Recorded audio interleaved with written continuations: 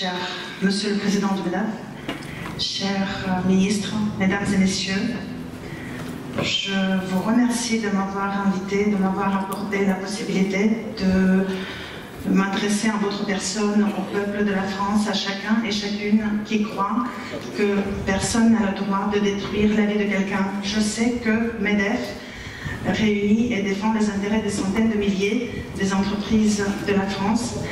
Et vous représentez donc les personnes qui ont créé leur business, qui développent leur business dans des secteurs absolument différents. Vous représentez les personnes qui travaillent dur pour avoir la possibilité d'assurer le bien de leur enfant, pour réaliser leurs droits, le droit au bonheur, le droit au bien-être, le droit au logement, à l'éducation, le droit au travail, le droit à la rémunération digne et les autres droits qui sont absolument habituels, des droits humains habituels et normaux. En réalité, votre organisation représente des personnes qui sont tout comme celles que je représente moi en tant que président de l'Ukraine. L'Ukraine n'est pas venue chez quelqu'un d'autre avec des armes. Les Ukrainiens n'envisageaient pas de piller un autre peuple ou un autre État. Nous avons œuvré pour notre développement social, pour notre démocratie, et nous avons rêvé qu'un jour nous rejoindrons l'Union européenne et que nous nous y retrouverons avec vous, avec les autres peuples.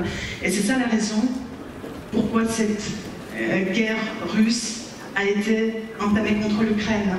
Les dirigeants de la Russie ont vu que l'Ukraine pouvait devenir, et était en train de devenir, un exemple positif pour toute notre région, un exemple de ce que la démocratie peut donner plus à une société qu'une dictature.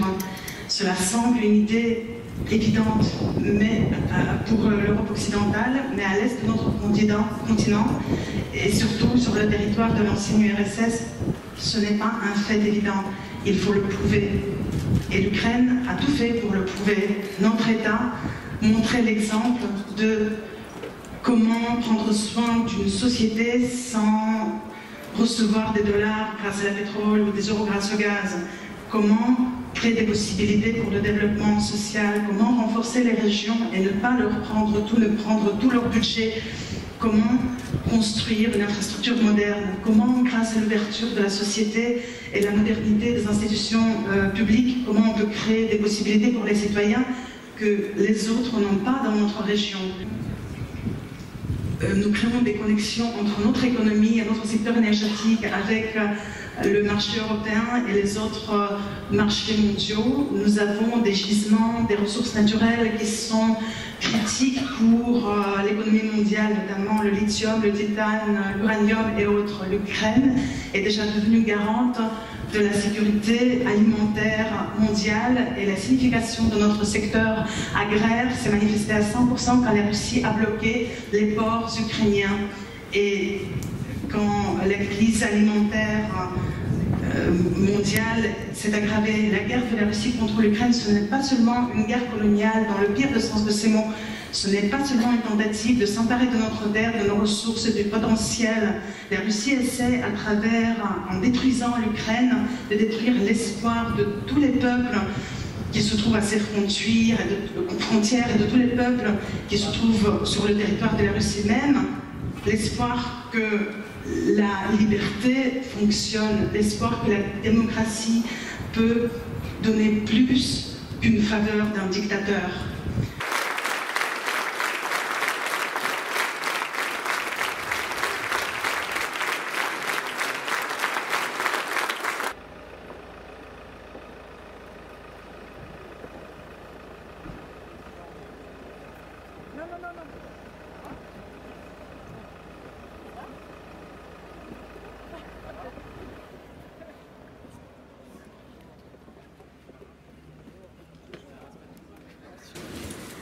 En même temps que cette crise nous touche, un drame nous choque profondément à quelques milliers de kilomètres de Paris. Une démocratie est attaquée, des villes entières sont détruites, des populations doivent fuir et des vies humaines sont perdues.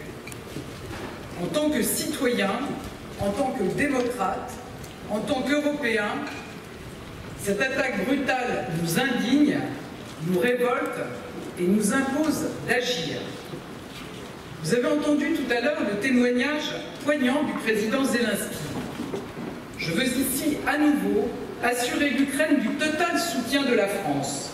Nous serons à ses côtés jusqu'au bout.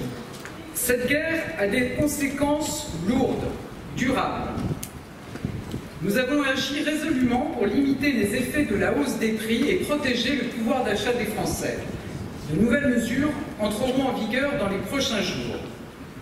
Ces mesures ont un coût inédit pour les finances publiques. Cet investissement nécessaire, indispensable, va peser durablement sur nos comptes et rendre chaque choix financier plus difficile à faire pour l'État. Et non, Monsieur le Président, il n'y a pas de surprofit du côté de l'État. En protégeant le pays de l'inflation et d'un choc d'offres négatif, nous avons protégé notre économie, évitant la dérive dans la spirale inflationniste. Cette spirale, chaque acteur économique, au premier rang desquels les entreprises, en aurait été victime.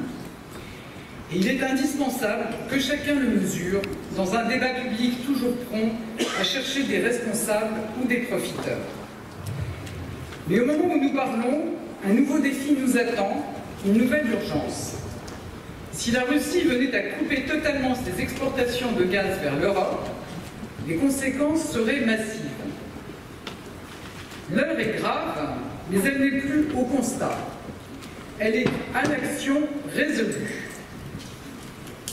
Certes, les prochains mois et les prochaines années seront difficiles, exigeants même, mais si nous agissons, nous pourrons surmonter le risque de pénurie de gaz cet hiver, atténuer le dérèglement climatique, nous adapter aux effets qui sont déjà irréversibles, mais aussi faire de la transition écologique une opportunité pour l'innovation, pour la croissance, pour l'emploi. Beaucoup de liberté, de flexibilité, et dans un contexte qui est très clair, ce qui impose aussi de recruter. Le risque, quand vous avez des événements comme cela, c'est la rupture de la chaîne alimentaire. Donc le travail qu'on a fait, qui a marché sur la crise Covid et qui s'est organisé aussi sur la crise ukrainienne, c'est de s'assurer que pour ce qui est de la crise Covid, on continue à faire en sorte qu'on continue à produire tout simplement dans notre territoire. Pour ce qui est de la crise ukrainienne, c'est plutôt de faire en sorte que l'augmentation des facteurs de production ne vienne pas déstabiliser suffisamment trop les filières au point de les mettre en risque. C'est comme ça qu'on travaille sur ces sujets-là.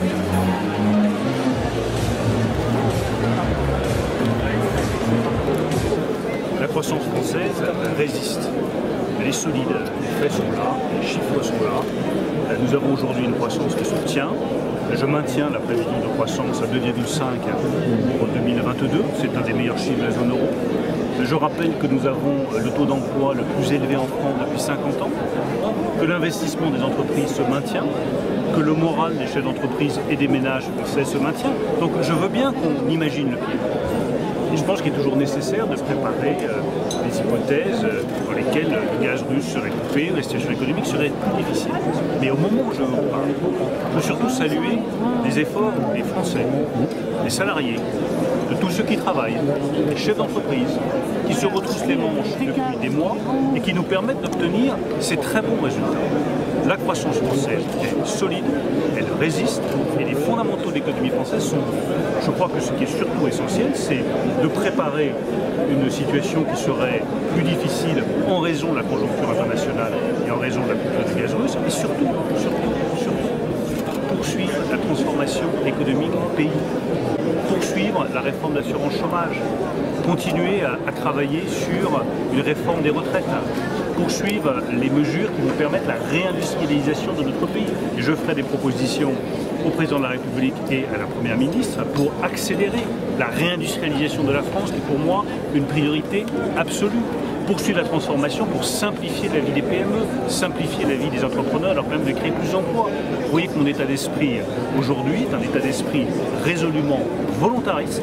La croissance française est solide, les résultats sont là. Nous avons devant nous des perspectives qui sont difficiles en raison de la guerre en Ukraine et de la crise énergétique.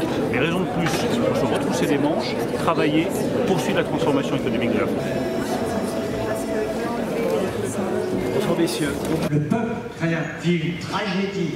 Et c'est pour ça que le cessez-le-feu doit être l'objectif politique. Et si les Américains veulent faire des choses importantes quand ils vont en Chine, il faut qu'ils fassent pression sur les Chinois pour qu'eux-mêmes fassent pression sur les Russes pour qu'on puisse obtenir un cessez-le-feu.